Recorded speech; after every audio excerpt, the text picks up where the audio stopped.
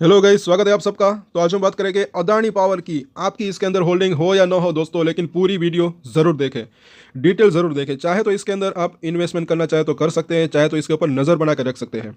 नज़र बनाने का मतलब क्या होता है? सबसे पहले ये समझिए कि अगर आपको इन्वेस्टमेंट करना है तो जब आपका मन करे तब आप इन्वेस्टमेंट करना चाहे तो कर सकते हैं। उसके अंदर भी थोड़ा थोड़ा कर खरीदना, थोड़ा थोड़ा कर बेचना एक अच्छी स्ट्रेटजी रह सकती है। चाहे तो आप स्टॉप लॉस भी रख सकते हैं। और यहाँ पर एक चीज़ और है कि पूरी वीडियो को डिटेल ज़रूर देखेंगे। ये वेंचुरा ने क्यों कहा है? मैंने तो कई दिनों पहले ही जो है कई बार मैंने ये चीज़ कही है। तो क्या है डिटेल, ये ज़रा देखें। तो अदानी पावर अपनी क्षमताओं में लगातार लगातार निवेश से भविष्य में विकास के लिए तैयार। लगातार निवेश यानी कि वो जो एक्विजिशन कर रहे हैं, नई नई कंपनियां खरीद रहे हैं, उससे उसकी कैपेसिटी जो है वो बढ़ सकती है। और FY31 तक जो है 30 गीगावाट से भी ज़्यादा का लक्ष्य है उनकी कैपेसिटी का।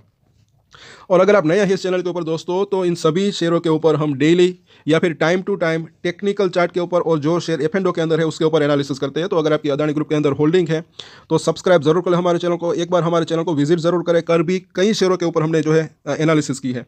साथ साथ अगले हफ्ते कई शेयरों के Q3 के रिजल्ट भी आने वाले हैं, तो तैयार जरूर रहिए। और ये अदानी पावर की अगर बात करें तो इसके भी रिजल्ट वेंसडे को है। जिनको नहीं पता उनको मैं बता दूं, अगले हफ्ते, तो तैयार जरूर रहे। और अभी इसका प्राइस थोड़ा सा डाउन है, तो इसके ऊपर नज़र बना के रख सकते हैं। रिपोर्ट को ज़रा देखें, क्योंकि ये जो बड़ी ब्रोकरेज फर्म होती है काफ़ी रिसर्च करके रिपोर्ट पेश करती है और उनके टारगेट प्राइस जो है वो आने की संभावना रह सकती है। टारगेट कौन सा है वो भी ज़रा देखें। तो ग्लोबल ब्रोकरेज फर्म वेंचुरा ने अदानी पावर में खरीदारी की राय दी है और फर्म ने अपनी बाय रेटिंग को बरकरार रखा है। ब्रोकरेज ने भारत के इस सबसे बड़े प्रोजेक्ट कोयला आधारित थर्मल पावर प्रोड्यूसर के लिए टारगेट प्राइस जो है 806 रुपये दिया है, मतलब कि 50% से भी ज़्यादा। तो अगर ये 1 साल 2 साल के अंदर इतने रिटर्न मिलते हैं तो कौन सा बैंक इतने रिटर्न देता है? FD की अगर बात करें तो ये अच्छा ही रह सकता है अगर इतने रिटर्न मिलते हैं तो। अब बात करते हैं आगे कि जो कि करंट मार्केट प्राइस से 55% की ग्रोथ दर्शाता है। और अभी तो प्राइस इसका आज के दिन और भी थोड़ा सा डाउन हुआ, क्योंकि बाजार के अंदर डाउन साइड, अभी बाजार के अंदर गिरावट है। आगे देखें तो ये ज़रा देखें, इसको पहले समझिए ज़रूर कि भविष्य में विकास के लिए तैयार।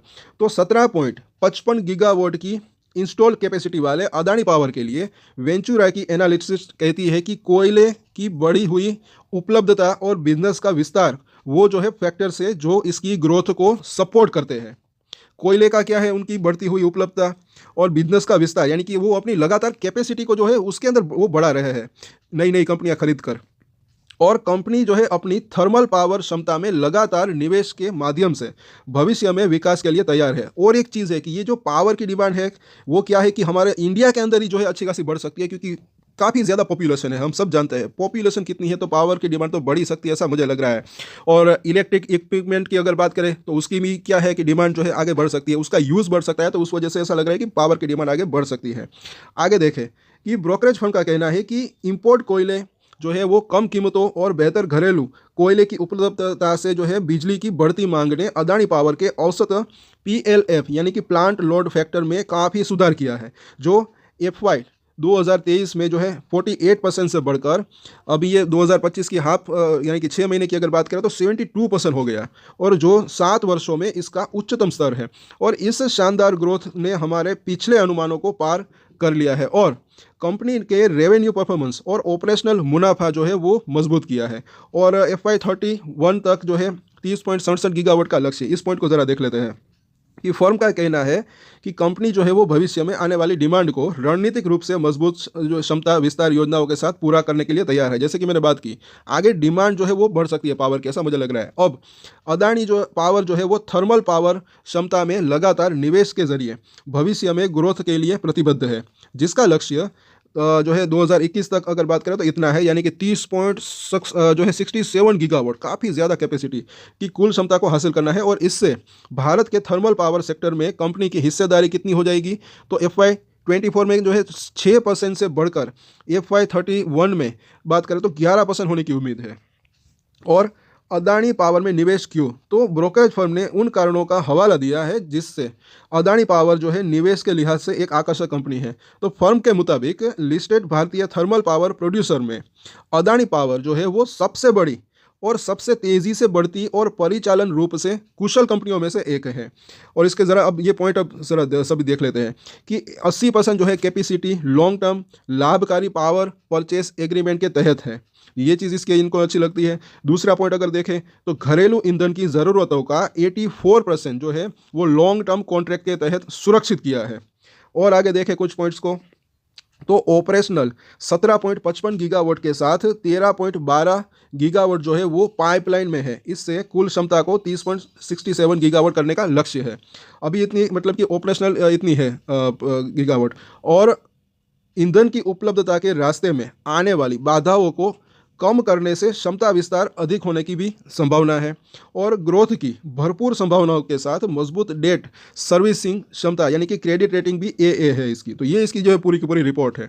अभी इसके हम चार्ट के ऊपर इसके रिटर्न भी देखेंगे अब तक के, और अभी इसके अंदर थोड़ी सी गिरावट भी आई है, तो इसके ऊपर जो है नज़र बना के रख सकते हैं। साथ साथ एक चीज़ है कि अभी ये शेयर जो है ठंडा क्यों पड़ा है, ये हम बात करेंगे। तो एक पॉइंट ज़रा इसको नोट करके रख सकते हैं कि अभी वो क्या है कि बांग्लादेश की ओर से वो क्या है कि कुछ पैसे इनका बकाया है, तो उस वजह से मुझे ऐसा लग रहा है कि थोड़ा सा अभी ठंडा पड़ा हुआ है स्टॉक, क्योंकि काफ़ी बड़ी रकम है।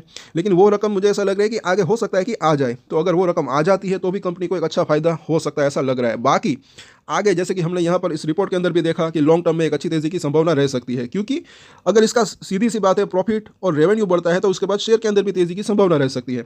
अब यहाँ पर ज़रा देखें, और ये इन्होंने जो 800 रुपये के आसपास का लक्ष्य दिया है वो तो एक बात की बात है। अगर ये लक्ष्य पूरा हो जाता है, ये टारगेट अचीव हो जाता है, उसके बाद टारगेट वो रिवाइज भी कर सकते हैं, आगे और भी तेज़ी की संभावना रह सकती है, 1000 प्लस भी जाने की संभावना रह सकती है, ऐसा मुझे लग रहा है।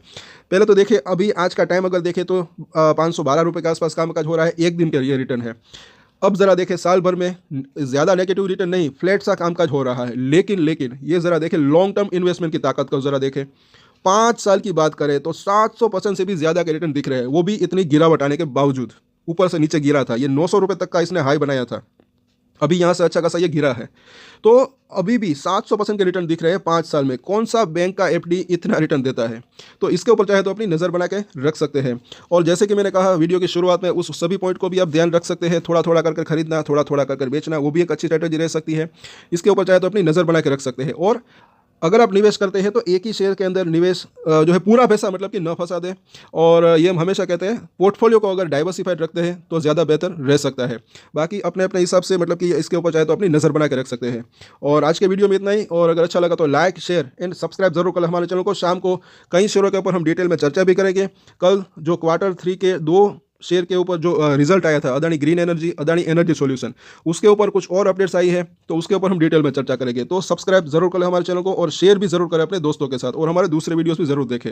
सो आज के वीडियो में इतना ही। और एक स्टैंडर्ड डिस्क्लेमर जो कि मैं हमेशा देता हूँ, आप कोई भी ट्रेड ले उससे पहले अपनी रिसर्च करें, अपने फाइनेंशियल एडवाइजर की सलाह लें, उसके बाद ही कोई डिसीजन लें, और डिसीजन ले तो उसकी जिम्मेदारी मेच्योरिटी के साथ खुद ही लें। ये वीडियो मैंने एजुकेशन पर्पस के लिए बनाए, मेरी तरफ से कोई भी बाय या सेल की रिकमेंडेशन नहीं है। Thank you.